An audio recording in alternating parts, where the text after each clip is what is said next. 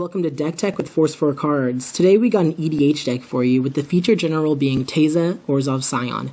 Teysa is an awesome general. She's a 3-mana 2/3 human advisor with a pretty sweet ability. She says that you can sacrifice 3 white creatures to remove target creature from the game.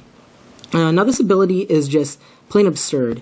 If you build the deck around this ability, you'll have so much ammo for Teysa that you'd be able to take out any creature that's a problem to you.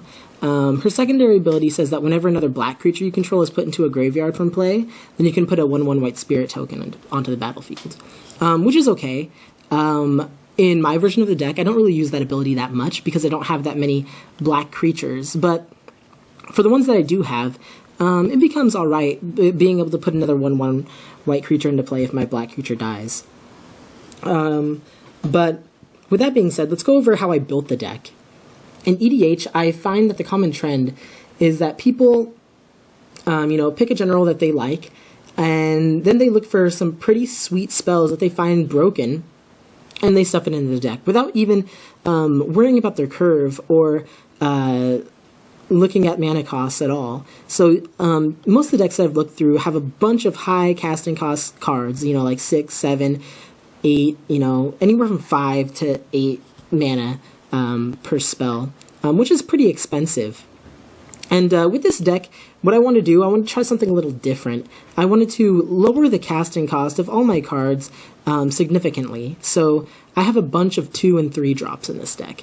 And what I am planning to do with this deck is, once I start playing, I want to have early beats, so some cheap threats, and have cheap removal and cheap board control.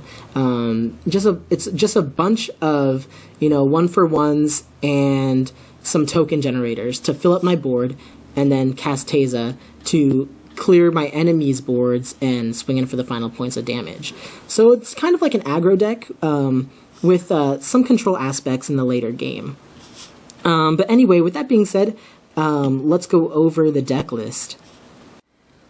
So first up, I'm going to be going over the land base of the deck. Now in this deck, I'm running 37 lands, and the reason I'm running so few is because the deck's curve is very, very small, so I can afford to run fewer lands and put in some more removal spells or some more creatures into the deck, which I find pretty nice. And so we'll start off with the basic lands here. I'm running 9 plains and 3 swamps for the basics. Next up are the fetch lands. So I have 3 of them. The Marsh Flats can tutor up either a black or a white, Arid Mesa, and the Verdant Catacombs. For dual lands, first up we have a Vivid Marsh. It's a budget option, but it gets the job done. It can tap for white if I need it to. Command Tower, it's pretty sweet. Isolated Chapel, the Innistrad duel, and Orzhov Basilica, the Guild Pack Karoo land, which is okay. I have mixed emotions about this card. Sometimes it works really well, and sometimes I just get screwed over. So it's kind of a gamble.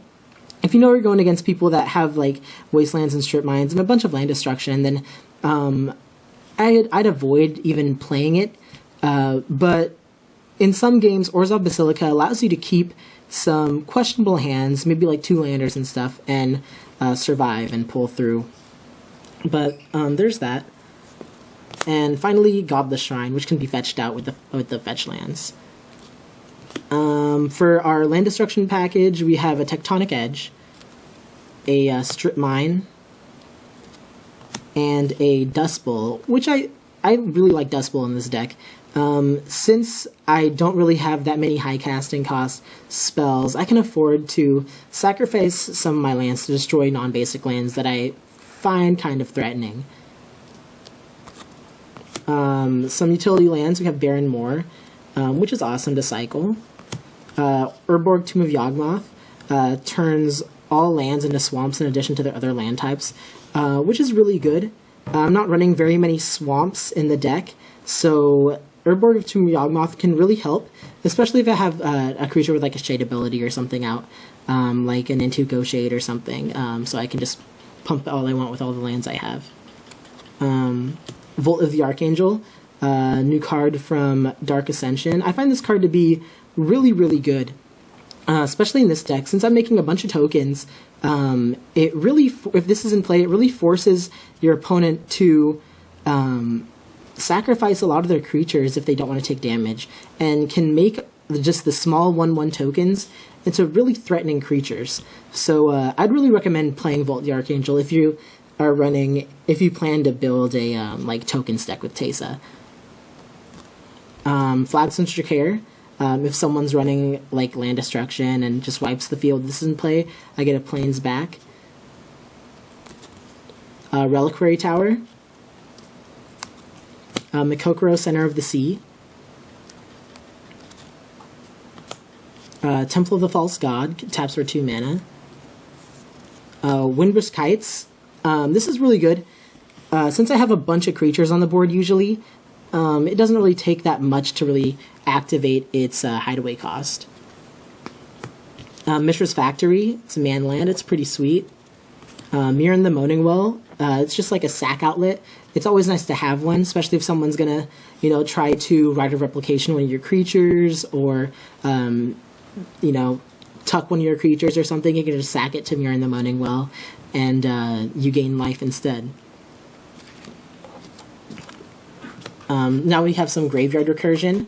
Here we have a Buried Ruin. If someone destroys like a sword or something, you can get it back. And Emeria the Sky Ruin. Now Emeria is pretty good. If the game gets to the late game, the deck has very, very, good spells for the early game, but once it goes to, turn 10, turn 11, turn 12, your spells that you draw off the top of your deck aren't necessarily the best against what they're casting. So Emeria the Sky Ruin, if it's active, can give you that extra boost to try to come back and hopefully win the game by bringing back, your token generators from the graveyard, and just overflow the field to give you the big W. And finally, some token generators in our land base. So first we have a Springjack Pasture. Now, I really like this card.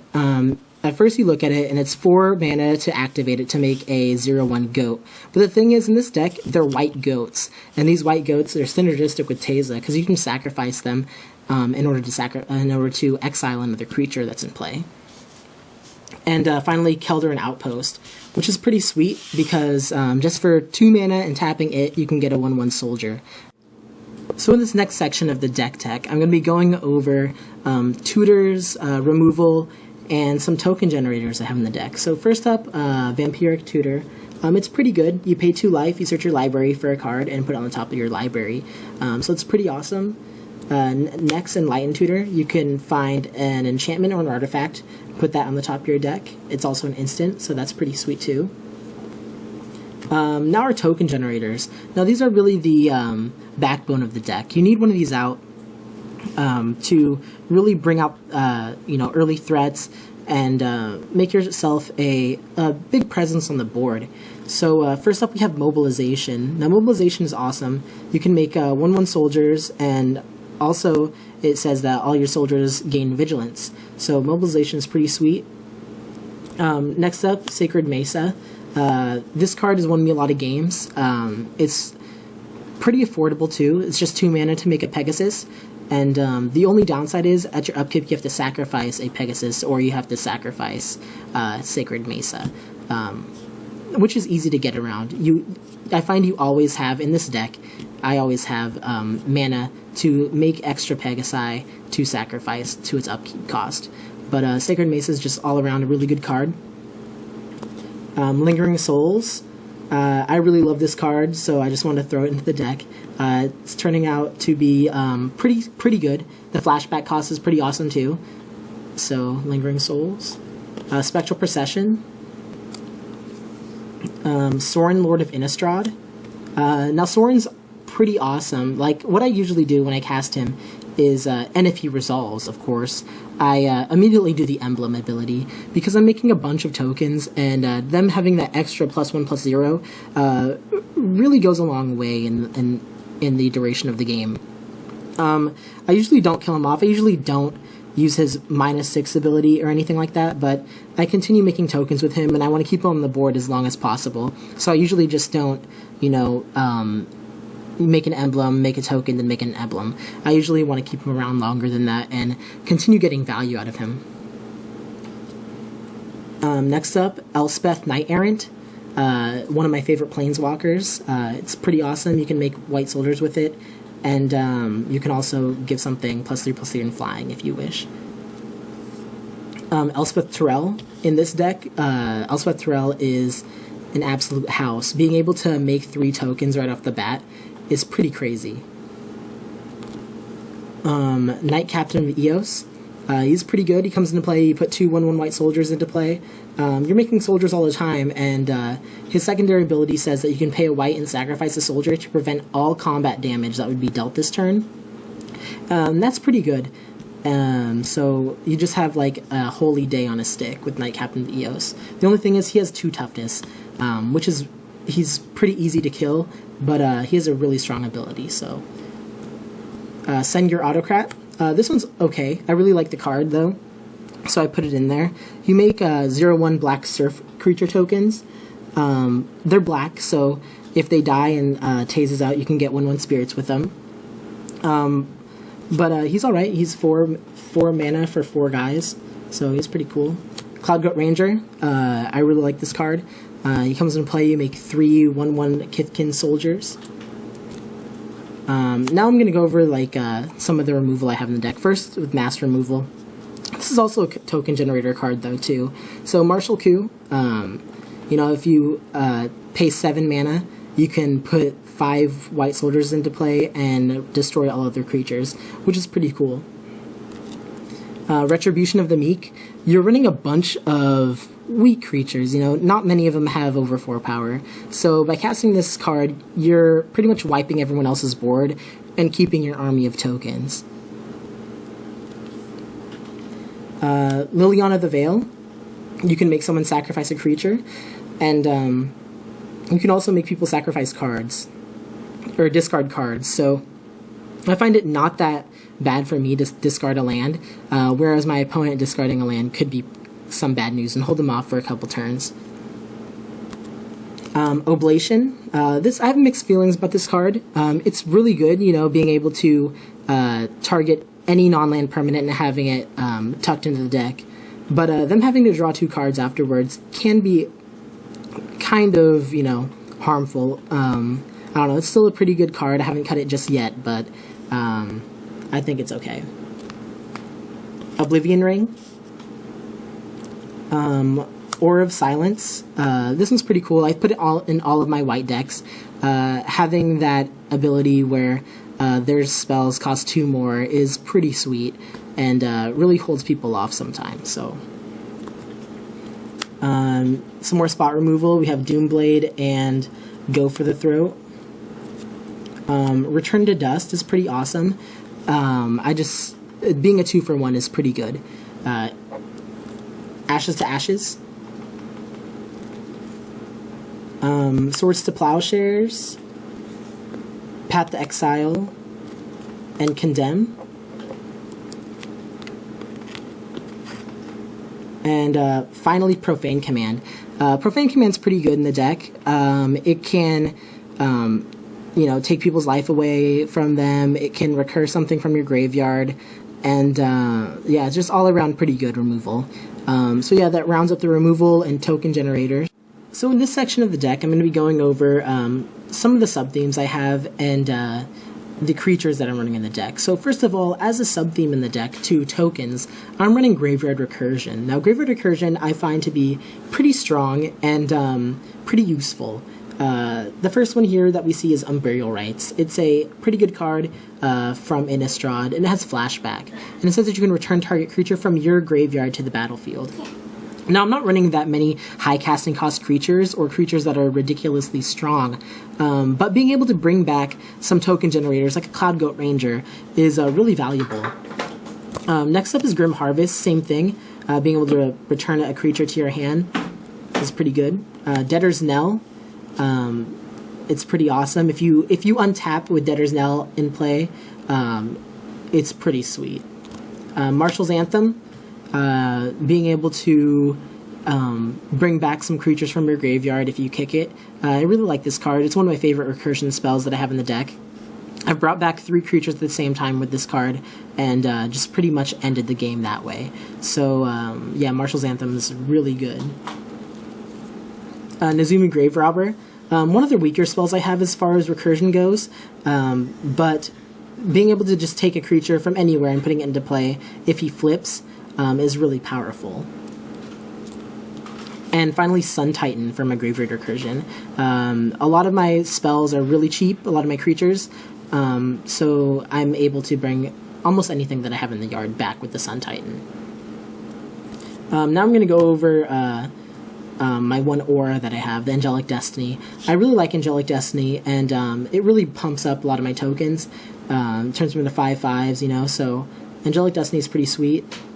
And here we have our equipment package. I have 4 of them. So the first one's Skull Clamp. Why not run Skull Clamp? You know, it's really just, it's OP in this deck. Being able to draw cards off of all your tokens is pretty sweet.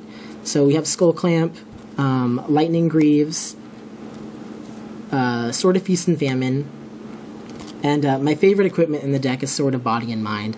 I really like this card. It's usually like the first thing I fetch out if I get like a turn 2 Stoneforge Mystic or something. It makes a token for you. It's a green token, so you know you don't get that much value out of it with Teysa.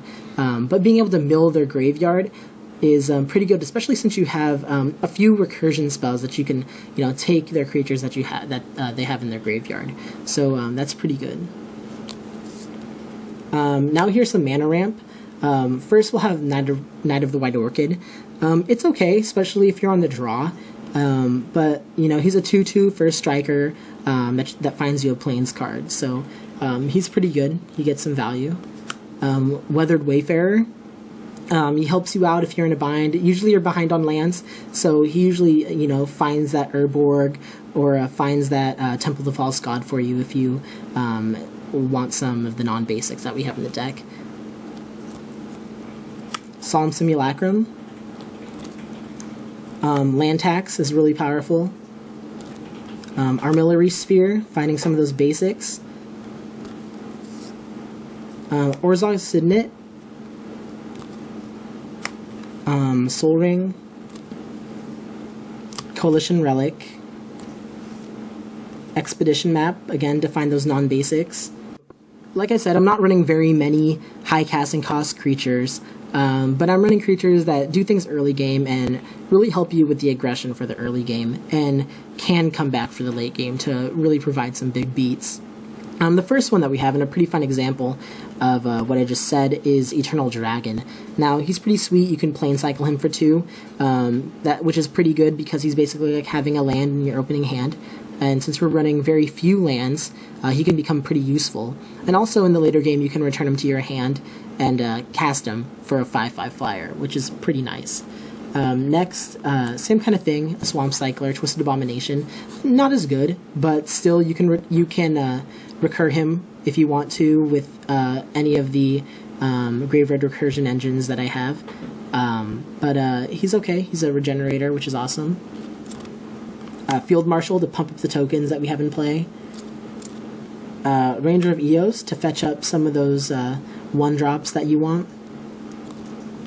Aven Mindcensor, I really like this card. I put him in almost any white deck that I play, but he's pretty much like a white Stifle. You deny someone a fetch land or deny someone a tutor, so he's pretty good.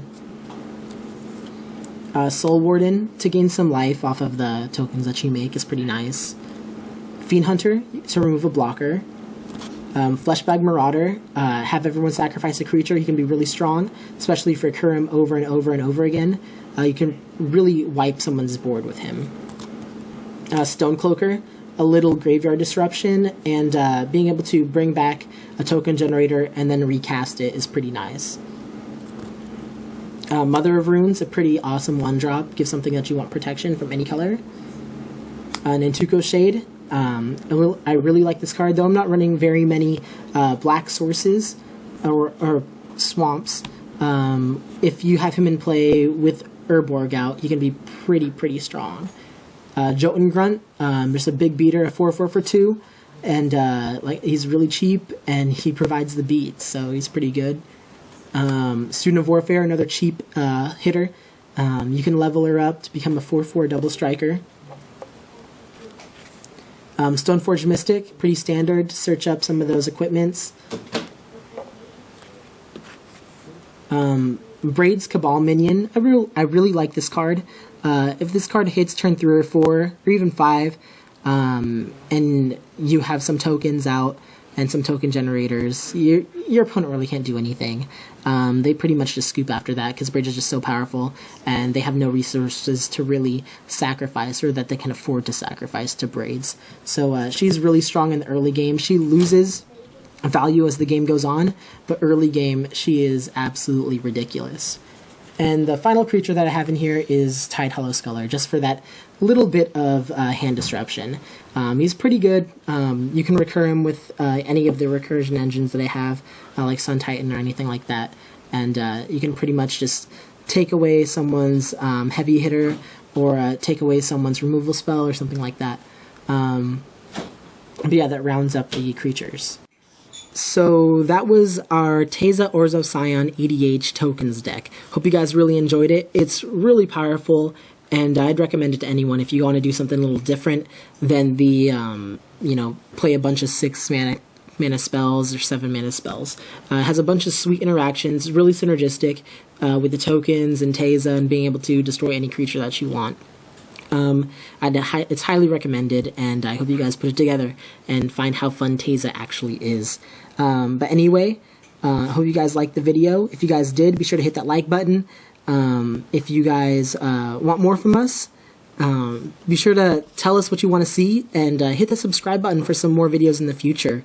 But anyway, this is Force 4 Cards, and I'll see you guys next time. Bye.